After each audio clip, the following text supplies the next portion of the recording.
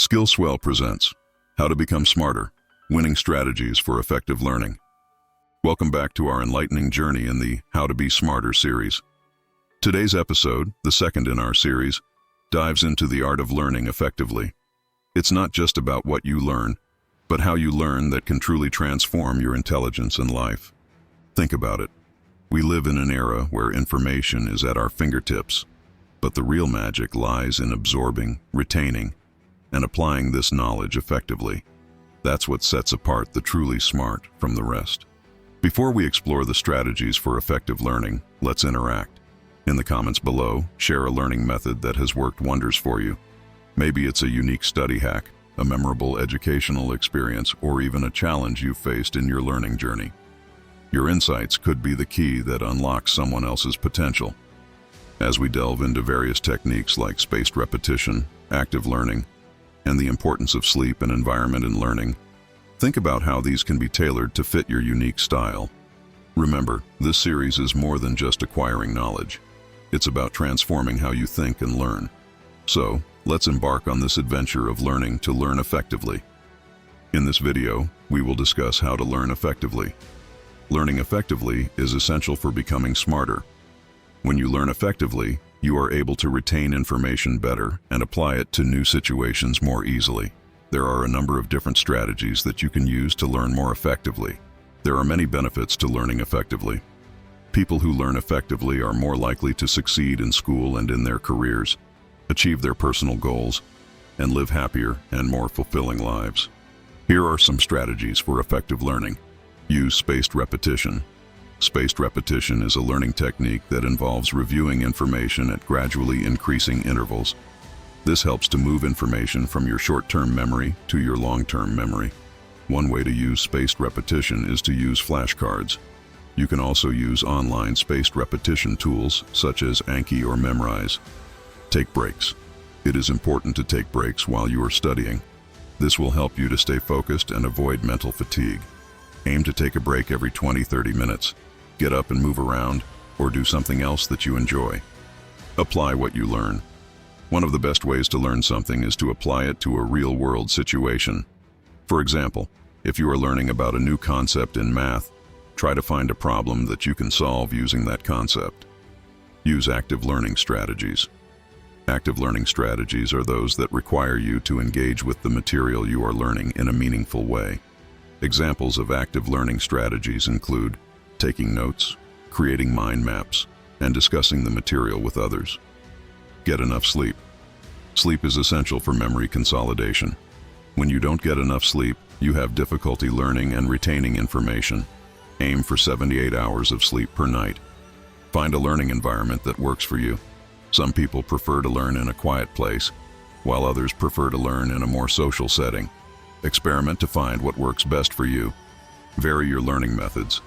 Don't just read your notes over and over again.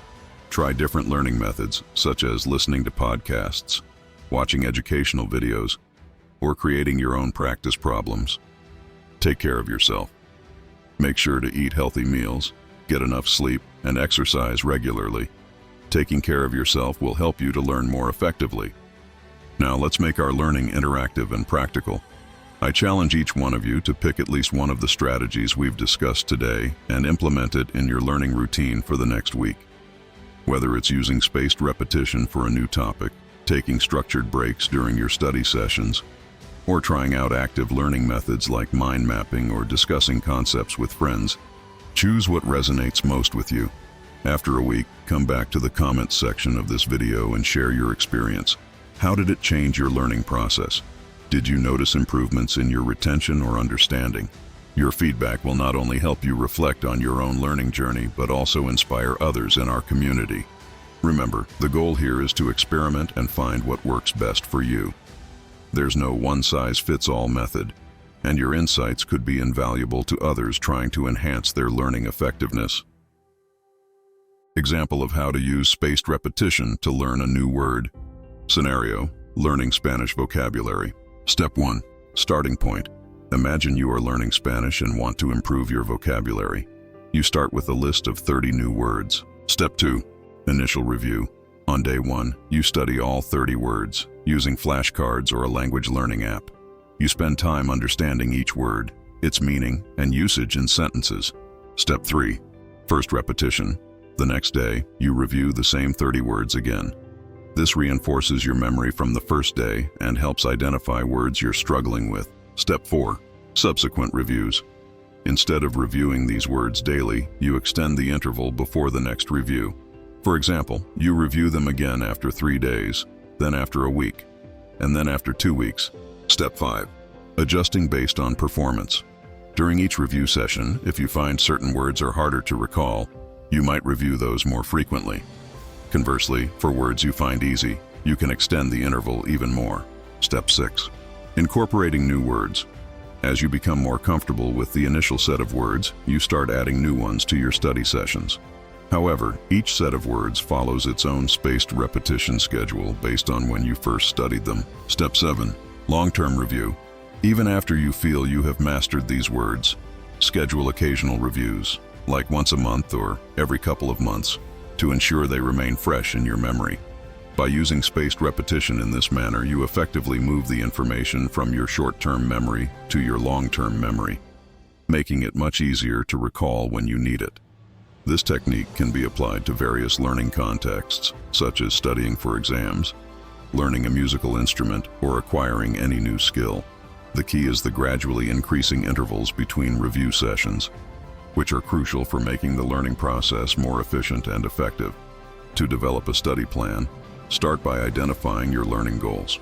What do you want to learn? Once you have identified your learning goals, break them down into smaller, more manageable tasks.